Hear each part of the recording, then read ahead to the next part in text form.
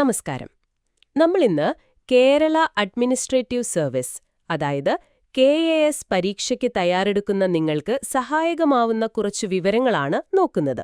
അതെ, നവംബർ മാസത്തിലെ പ്രധാന സംഭവവികാസങ്ങൾ. എന്റെ ശ്രദ്ധയിൽ ആദ്യം വന്നത് ഗതാഗത നിയമത്തിലെ ഒരു മാറ്റമാണ്, കുട്ടികളുടെ സുരക്ഷ സംബന്ധിച്ച്. ആ ചൈൽഡ് സീറ്റിന്റെ കാര്യം. അതെ, 4 വയസ്സിൽ താഴെയുള്ളവർക്ക് ചൈൽഡ് സീറ്റ്, മുകളിലുള്ളവർക്ക് ബൂസ്റ്റർ സീറ്റും ഹെൽമറ്റും. ഇത് നല്ലൊരു മാറ്റമല്ലേ? വളരെ പ്രധാനപ്പെട്ടൊരു മാറ്റം തന്നെയാണ്. കുട്ടികളുടെ സുരക്ഷ ഉറപ്പാക്കാൻ ഇത് അത്യാവശ്യമാണ്.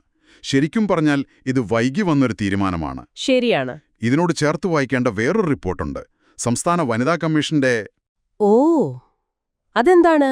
ദമ്പതികൾക്കിടയിൽ, പ്രത്യേകിച്ച് ഒരു 40 വയസ്സ് കഴിഞ്ഞവരിൽ മാനസികാരോഗ്യ പ്രശ്നങ്ങൾ കൂടുന്നു എന്ന്. ആണോ?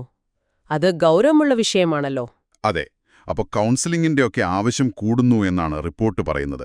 സമൂഹത്തിന്റെ മൊത്തത്തിലുള്ള ആരോഗ്യത്തെ ബാധിക്കുന്ന ഒന്നാണ്. ശരിയാണ്. ഇനി വിദ്യാഭ്യാസ രംഗത്തേക്ക് വന്നാൽ ഒരു നല്ല വാർത്തയുണ്ട്. കേരള സർവകലാശാലയ്ക്ക് QS ഗ്ലോബൽ റാങ്കിങ്ങിൽ ഒരു സ്ഥാനം കിട്ടിയത്. 339ാം റാങ്ക്. അത് അന്താരാഷ്ട്ര തലത്തിൽ ശ്രദ്ധ നേടാൻ സഹായിക്കും.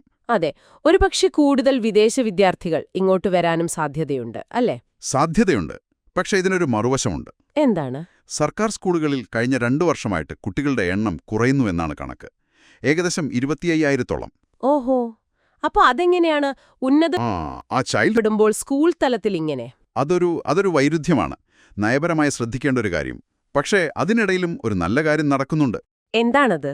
ഈ പൊതുവിദ്യാലയങ്ങളിൽ 5 മുതൽ 7 വരെയുള്ള ക്ലാസുകളിൽ തൊഴിലധിഷ്ഠിത വിദ്യാഭ്യാസം കൊടുക്കാൻ 600 ക്രിയേറ്റീവ് ക്ലാസ് റൂമുകൾ.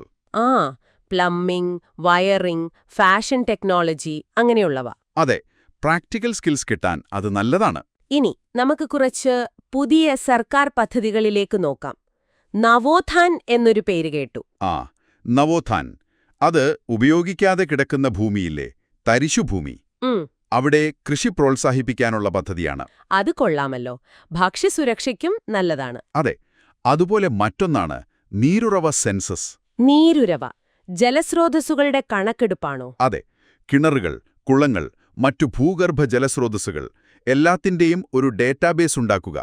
ഇതിനെ കുടുംബശ്രീ പ്രവർത്തകരെയും നീരറിവ് എന്നൊരു ആപ്പും ഉപയോഗിക്കുന്നുണ്ട്. ഓ, താഴെത്തട്ടിൽ നിന്നുള്ള വിവരശേഖരണം, അത് നല്ലതാണ്. പിന്നെ സമന്വയം എന്നൊരു പദ്ധതിയുണ്ട്, ന്യൂനപക്ഷ വിഭാഗത്തിലെ യുവാക്കൾക്ക് തൊഴിലവസരം നൽകാൻ. ശരി.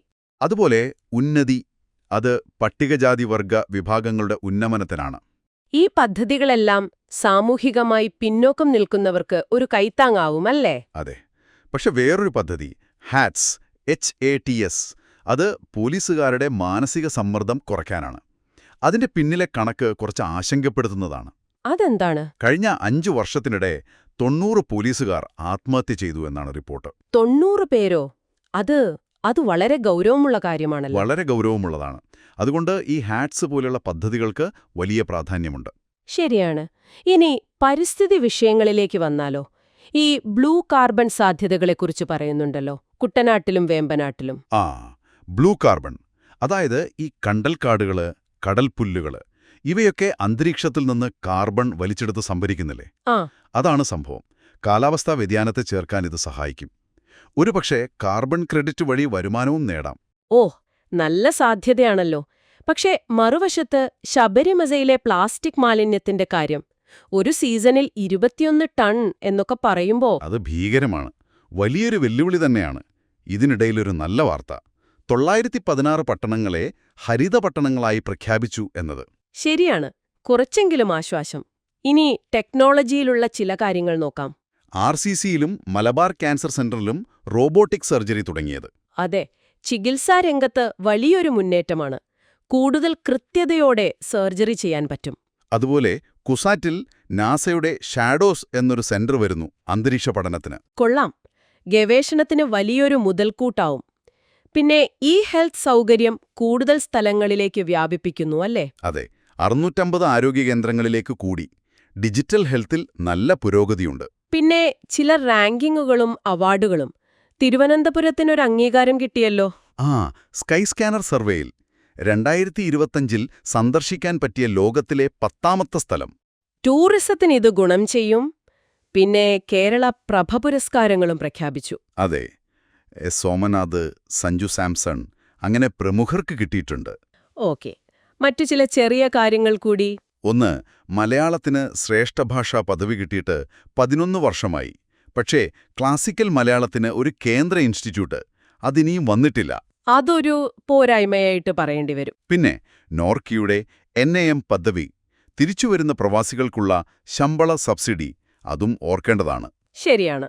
ആരോഗ്യ സർവേയുടെ കണ്ടെത്തൽ 46.7% പേർക്ക് ജീവിതശൈലീ രോഗങ്ങൾ, ഏകദേശം പകുതിയോളം പേർക്ക്. അത് ഞെട്ടിക്കുന്ന കണക്കാണ്. പിന്നെ ആനകളെ മതപരമായ ചടങ്ങുകൾക്ക് മാത്രം ഉപയോഗിക്കാൻ ഹൈക്കോടതി നിർദ്ദേശിച്ചത്, ക്രിപ്റ്റോ കറൻസി തട്ടിപ്പുകൾ കൂടുന്നത്, ഇതൊക്കെയാണ് നവംബറിലെ മറ്റു ചില കാര്യങ്ങൾ. ശരി.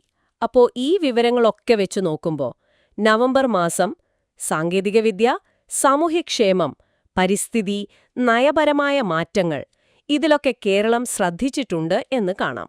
KS പരീക്ഷയെ സംബന്ധിച്ചിടത്തോളം ഏതൊക്കെയാണ് കൂടുതൽ ശ്രദ്ധിക്കേണ്ടത്?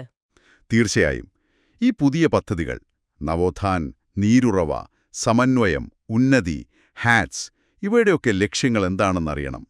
പിന്നെ കേരള യൂണിവേഴ്സിറ്റിയുടെ റാങ്കിംഗ്, വനിതാ കമ്മീഷൻ റിപ്പോർട്ടിലെ കണ്ടെത്തൽ, ഈ ബ്ലൂ കാർബൺ എന്ന ആശയം, റോബോട്ടിക് സർജറി തുടങ്ങിയ കാര്യങ്ങൾ, ഇതൊക്കെ പ്രധാനപ്പെട്ടതാണ്.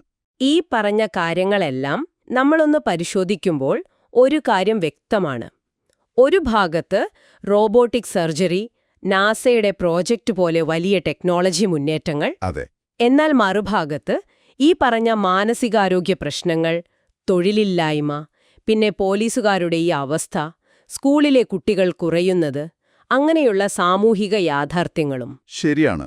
അപ്പോ ഈ പുരോഗതിയും വെല്ലുവിളികളും ഒരേ സമയം നിലനിൽക്കുമ്പോൾ കേരളത്തിന്റെ മുന്നോട്ടുള്ള യാത്രയെക്കുറിച്ച് എന്ത് ചിത്രമാണ് നിങ്ങൾ മനസ്സിൽ കാണുന്നത്? ഒരുപക്ഷേ ഈ വിവരങ്ങൾ അതിനെക്കുറിച്ച് കൂടുതൽ ആഴത്തിൽ ചിന്തിക്കാൻ നിങ്ങളെ സഹായിച്ചേക്കാം.